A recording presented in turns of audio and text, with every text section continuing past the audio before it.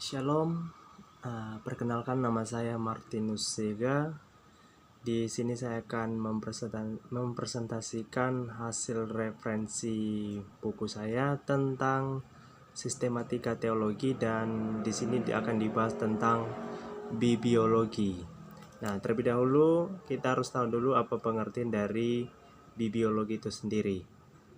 Maka pengertian bibliologi dapat diartikan sebagai sebuah ilmu yang mempelajari tentang seluk-beluk penulisan Alkitab dan peranannya dalam iman Kristen. Alkitab sendiri didefinisikan sebagai kumpulan kitab yang diakui sebagai kanonik dan diterima oleh gereja sebagai inspirasi dari Allah, sehingga seluruhnya adalah firman Allah.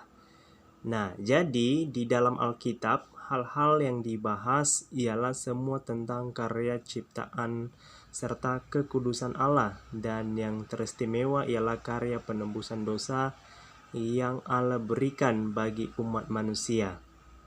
Akan tetapi, Alkitab tidak hanya sebagai sebuah buku biasa, akan tetapi yang terpenting ialah melalui Alkitab, cara Tuhan menyatakan dirinya kepada umat manusia.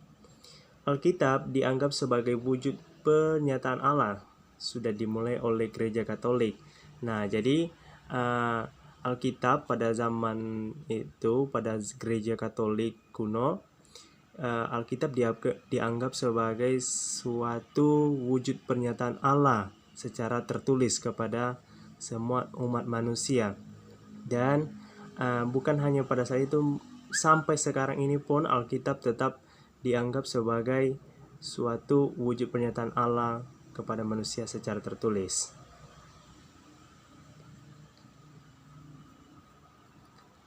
Nah, jadi dianggapnya sebagai suatu pernyataan Allah secara tertulis, otomatis Alkitab harus mempunyai beberapa alasan kenapa Alkitab itu dapat dijadikan atau dikatakan sebagai wujud pernyataan Allah kepada manusia. Nah, di sini sudah diuraikan beberapa alasan yang membuat Alkitab dapat dianggap sebagai wujud pernyataan Allah. Adapun alasan kenapa Alkitab jadikan atau dikatakan sebagai wujud pernyataan Allah antara lain yaitu satu, alasan a priori. Ya, kalau dibahas secara dalam, alasan ini mengungkapkan bahwa manusia sebagaimana adanya dan Tuhan sebagaimana adanya, memungkinkan kita mengharapkan sebuah pernyataan dari Allah dan serta wujud tertulis. Nah, jelas dikatakan bahwa kalau melalui alasan a priori ini, bahwa Alkitab memang sebuah buku yang menuliskan tentang semua karya Allah dan pekerjaan Tuhan serta kekudusan Allah di dalam Alkitab tersebut. Jadi di dalam Alkitab semua hal-hal yang mengenai Allah telah dituliskan. Jadi dengan demikian Tuhan menyatakan dirinya kepada setiap manusia lewat Alkitab. Dan selanjutnya ada alasan analog. Alasan ini dikatakan bahwa ketika kita terlahir ke dunia, Tuhan sudah menciptakan berbagai hal-hal yang dapat menolong kita, dan hal ini merupakan pernyataan kasih Allah kepada manusia. Nah, ternyata ada alasan yang kedua, yaitu analog. Ya, ini juga alasan ini menyatakan bahwa Allah ketika kita diciptakan dalam dunia, Allah sudah menyediakan berbagai cara, berbagai hal dalam menolong kita. Nah, itu yang membuktikan bahwa Allah mengasihi umat manusia. Itulah wujud pernyataan Allah kepada manusia. Alasan ketiga, ada alasan berdasarkan kenyataan. Bahwa Alkitab tidak bisa dimusnahkan. Alkitab merupakan suatu bukti nyata bahwa melalui Alkitab Tuhan menyatakan dirinya. Alkitab merupakan buku yang paling banyak dicari dibanding buku lainnya. Nah, kalau kita lihat secara alasan berdasarkan kenyataan, saat ini memang betul bahwa Alkitab ini dari dulu sampai sekarang tidak bisa dimusnahkan. Sehingga pada saat ini kita masih bisa menggunakan yang namanya Alkitab. Dan memang yang paling banyak diminati sampai saat ini yaitu Alkitab, karena di dalamnya memuat tentang Allah, menceritakan tentang Allah dan karya-karya Allah di dalam kehidupan setiap manusia. Nah, di keempat ada alasan sifat Alkitab. Alkitab disimpulkan bahwa Alkitab merupakan wujud pernyataan Allah karena di dalamnya menceritakan tentang kekudusan Allah. Ya, masih sama juga ini tentang Alkitab, bahwa di dalam isi Alkitab semuanya itu tentang kekudusan serta karya Allah, terutama karya penebusan yang Tuhan berikan kepada manusia. Kelima, alasan berdasarkan pengaruh Alkitab. Nah, di saat seperti sekarang ini Alkitab banyak mempengaruhi dan mengubah kehidupan berjuta-juta orang, ya. Karena di dalam Alkitab hal-hal yang dituliskan itu hal-hal yang baik yang dapat mengubah kehidupan setiap orang di dunia ini. Sehingga Alkitab merupakan buku yang paling terbaik karena di dalamnya mengajarkan hal-hal yang baik yang bisa merubah banyak jiwa, merubah banyak gaya hidup orang saat ini.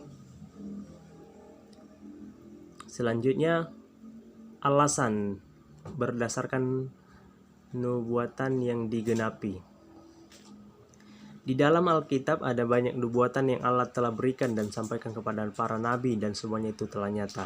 Nah, mungkin pada zaman dulu itu yaitu perantara itu sebagai seorang nabi, ya. Ada seorang nabi yang menyampaikan pesan Tuhan. Kalau kita lihat dari salah satu bukti bahwa nubuatan yang sudah nyata, yaitu nubuatan daripada Nabi Yesaya yang menyatakan bahwa adanya seorang Mesias penebus dosa, dan telah terbukti bahwa Allah telah turun ke dunia, Yesus telah lahir ke dunia untuk menebus dosa manusia. Nah, itu membuktikan bahwa Alkitab ini memang benar, ya. Di dalamnya memuat banyak hal-hal yang penting, yang aktual, ya, dan ini sudah nyata. Oke. Selanjutnya ada pengilhaman Alkitab, ya. Pengilhaman Alkitab yaitu satu, definisi ilham. Definisi ilham terdiri atas penyataan. Allah telah menyatakan dirinya kepada manusia melalui alam, ya, sejarah dan hati nurani manusia, dan ia juga telah menyatakan dirinya melalui anaknya yang tunggal. Ya, kalau kita lihat di Perjanjian Baru, di situ dituliskan karya penebusan dosa yang Allah berikan kepada manusia lewat anaknya yang tunggal, Tuhan Yesus, yang mati di atas kayu salib. Yang kedua, ilham. Pengilhaman berkaitan dengan pencatatan kebenaran Roh Allah, mendorong dan menguasai serta mendorong orang-orang untuk menuliskan ke-66 kitab di dalam Alkitab. Nah, selanjutnya yaitu ada ilham, ya, yaitu di mana Roh Allah, ya, turut bekerja, mendorong dan memberikan serta menguasai setiap hati orang-orang pilihannya untuk menuliskan tentang kepribadiannya, tentang apa yang ada atau apa yang memang betul tentang diri Tuhan tersebut. Sehingga semua para nabi saat itu menuliskan tentang Allah di dalam kitab, dijadikan sebuah kitab, dan ada sekitar 66 kitab yang mereka tuliskan. Nah, selanjutnya ada wibawa. Alkitab membawa besertanya kewibawaan Allah. Amanat Alkitab mengikat pikiran, hati nurani, kehendaknya serta hatinya. Nah, yang keempat, sifat tidak mungkin salah. Alkitab sama sekali tidak salah dalam hal yang sudah tercantum di dalamnya. Ya, Alkitab memang tidak salah dan sudah terbukti bahwa Alkitab ini memang benar. Semua isi apapun di dalamnya itu benar.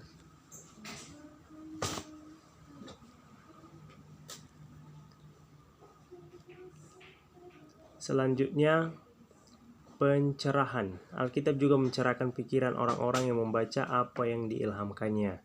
Nah, untuk mengilhamkan sebuah tulisan atau kitab itu perlu tuntunan dari Roh Kudus.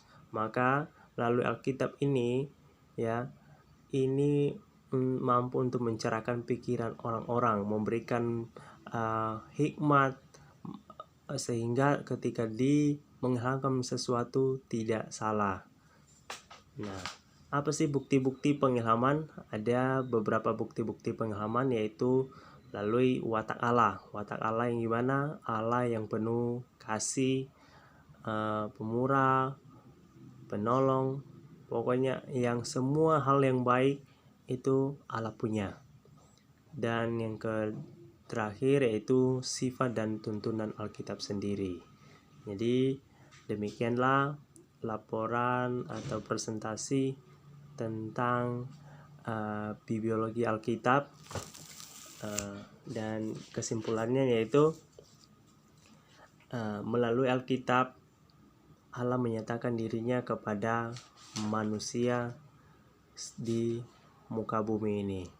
Ya, jadi kalau kita mau Tuhan mau menyatakan dirinya kepada kita, maka yang terlebih dahulu yaitu kita harus merendahkan hati biar Tuhan bisa menyatakan dirinya lewat kita pribadi.